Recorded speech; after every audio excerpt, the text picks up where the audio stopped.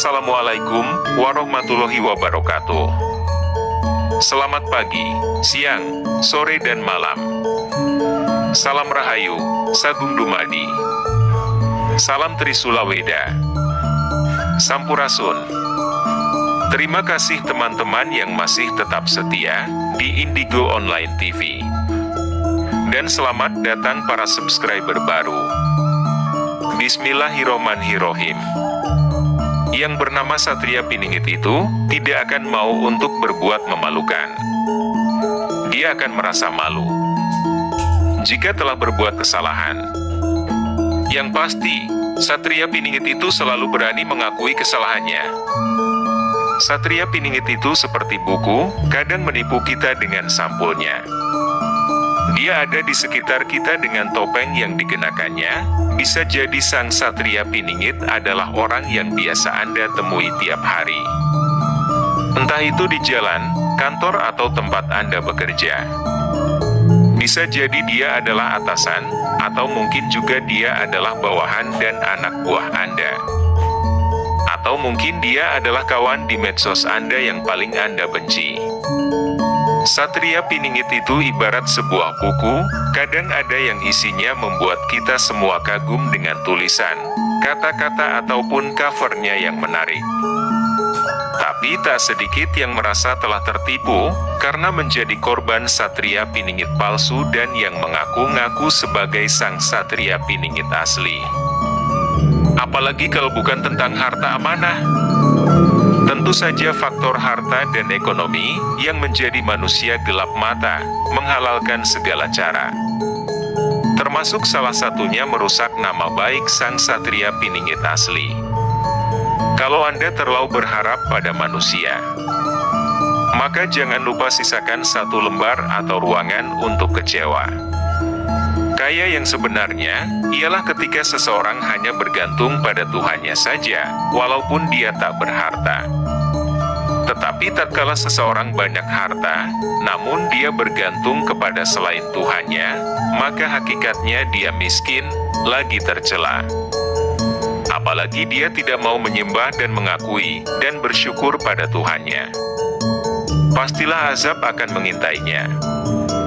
Menurut teman-teman semua, jika Satria Piningit adalah seorang politikus, apakah ia butuh buzzer yang akan mengejawantahkan ide brilian sang Satria Piningit, yang mengcover aib dan kekurangan dari sosok sang Satria Piningit, yang menjadi cheerleaders untuk setiap pekerjaan si Satria Piningit, yang siap mengkonter atak lawan politiknya dengan segala cara? Sudah pasti jawabannya adalah tidak butuh. Buzzer itu ibarat bagian bawah lilin. Lalu mengapa bagian bawah lilin selalu paling gelap? Karena jika Anda memilih profesi sebagai buzzer dalam mencari nafkah, Anda sudah jatuh ke dalam dunia gelap.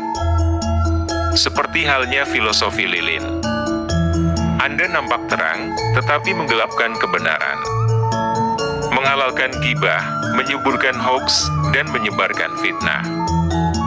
Ibarat lilin suatu saat cahayanya akan habis, dan digantikan oleh lilin-lilin yang baru. Bagian bawah lilin selamanya tidak akan pernah terlihat terang. Meskipun karena dia cahaya lilin itu ada. Ketika cahaya lilin hampir habis, maka dasarnya sudah hilang dan tidak ada lagi. Yang ada hanya cahaya lilin tersebut. Sampai suatu saat lilin itu padam sendiri.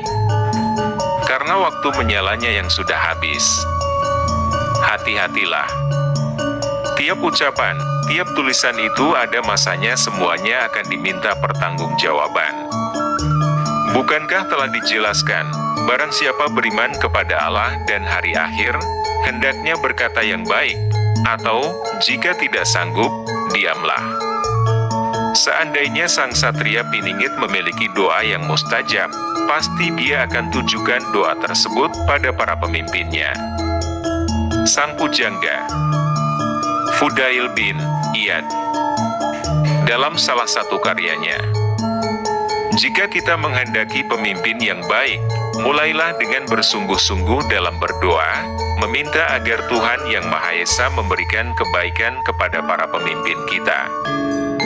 Amin. Jangan dimulai dengan mencela, menghasut, memprovokasi manusia untuk membencinya. Karena sang Satria Piningit pasti dan tidak mungkin untuk melakukannya. Doa sang Satria Piningit sangat luar biasa. Karena doa adalah barter antara hamba yang terpilih dengan Sang Pencipta. Satria Piningit menyerahkan segala kegundahan dan keluh kesahnya pada Yang Maha Kuasa, dan Tuhan memberi Satria Piningit rahmat dan pertolongannya. Perdamaian dan kebahagiaan hanya bisa dipertahankan dengan kekuatan. Hukum harus tebang pilih. Anda bisa membayangkan, jika seluruh pohon di hutan ditebang tanpa pilih-pilih, apa kira-kira yang akan terjadi? Selanjutnya, gunakan imajinasi teman-teman semuanya. Penjelasan itu bermanfaat bagi yang mau mengambilnya. Jika hati membatu, akibat terlalu banyak tidak mau tahu dan antipati, yaitu sikap masa bodoh. Maka apa yang akan terjadi selanjutnya adalah mengerasnya hati. Ya, intinya tidak bakal bisa memahami, boro-boro bisa mengambil manfaat. Ilmu Allah, kerohanian apabila dibuka kepada awam sering dipertikaikan. Mereka mengatakan, mengapa ini diposting kepada umum, ilmu ini tidak boleh dibuka kepada orang awam. Kalau mau jadi mursyid pergilah cari murid. Kalau mau jadi murid pergilah berguru, dalam YouTube dan Facebook ini bukan tempatnya. Itulah diantara kata-kata orang yang kufur ilmu. Seharusnya berterima kasihlah. Karena ilmu ini terdapat di dalam Facebook dan YouTube. Sekurang-kurangnya yang tidak tahu akan menjadi tahu, dan mendapatkan petunjuk jalan kebenaran, serta berusaha untuk mendalaminya. Kalau hanya berpegang kepada ilmu fikih, tanpa ilmu tasyawuf, maka belumlah sempurna hidup tanpa akidah. Jika bersyariat saja tanpa hakikat sia-sia. Hakikat tanpa syariat hampa. Ingatlah, yang merusak agama itu adalah orang-orang dari dalam agama itu sendiri. Yaitu dari golongan yang kufur ilmu, sering menyembunyikan kebenaran, takut untuk menyatakan yang hak. Lalu yang rugi siapa? Yang rugi golongan itu sendiri, serta generasi yang sewaktu dengannya.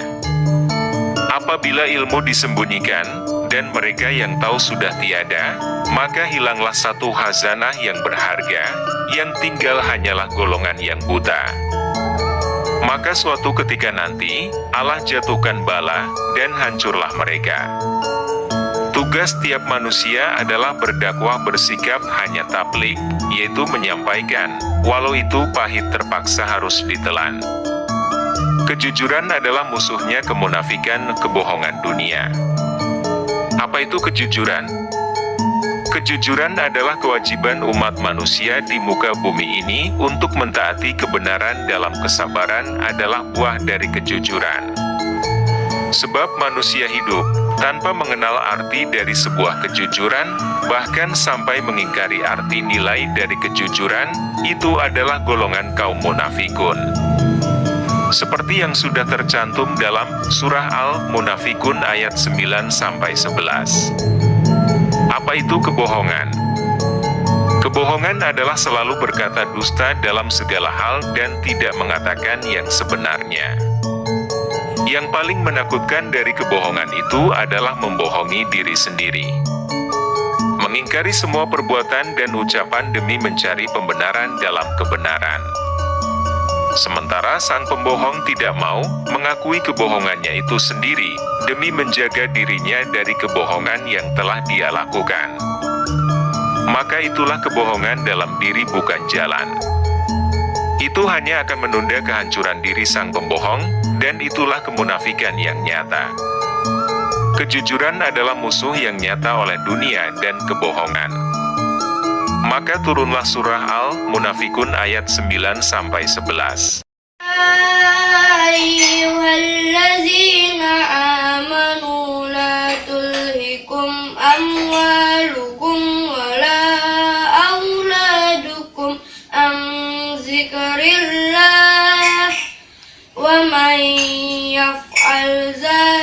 فأولئك هم الخاسرون